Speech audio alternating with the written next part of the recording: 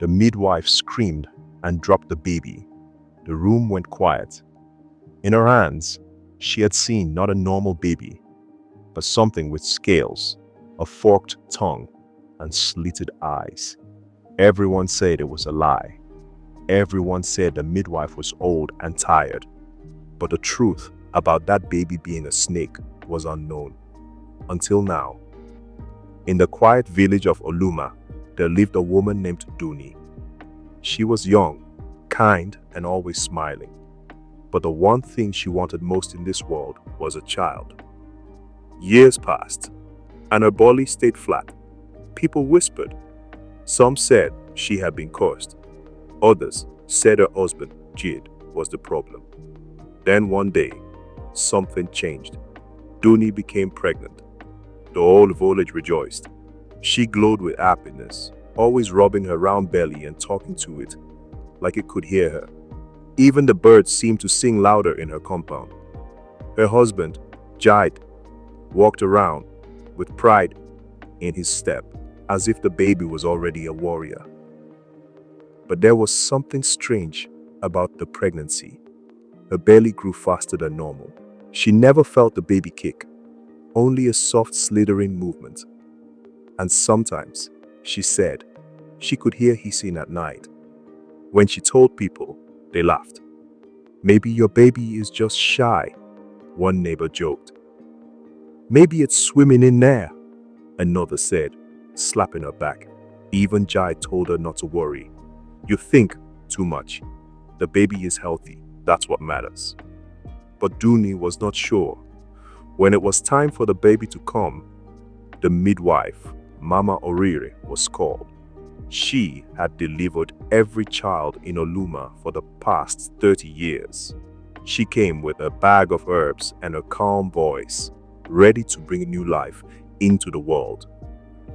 But what happened next was what started the whispers.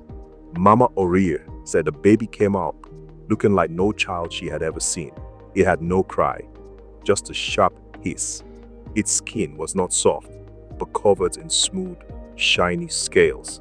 She screamed and dropped it. But when she blinked, there was just a normal baby girl lying there, eyes wide and crying softly. They said the old midwife was confused. Maybe the candlelight played tricks on her eyes. Maybe she was finally too old. But Mama Aurea swore on her mother's grave. That baby was a snake. I know what I saw. Still, life went on. They named the baby Ere. She was a quiet child. She never laughed, never played with the other children, but she always followed Duni around, always watching.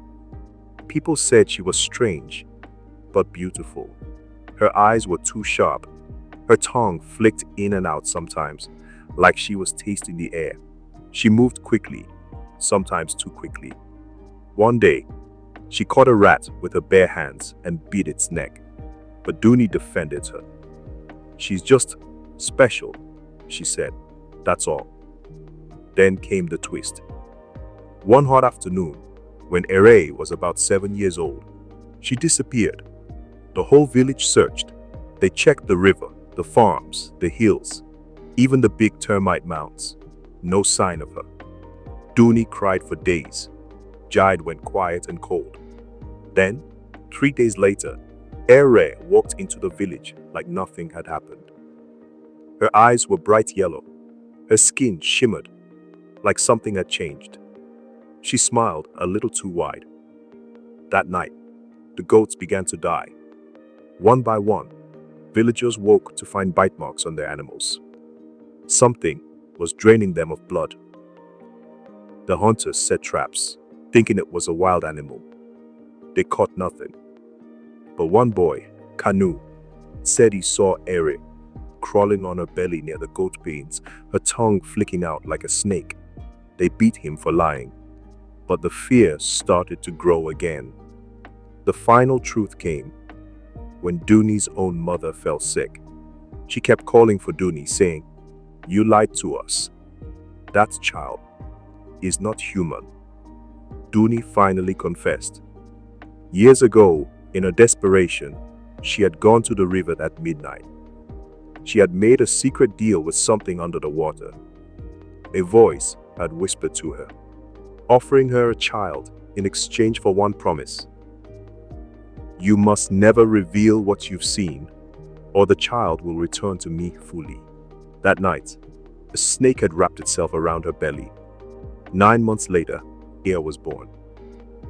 But she is still mine, Duni said, crying. She's still my daughter. By then, it was too late. Ea overheard the truth. Her body twisted, eyes glowing.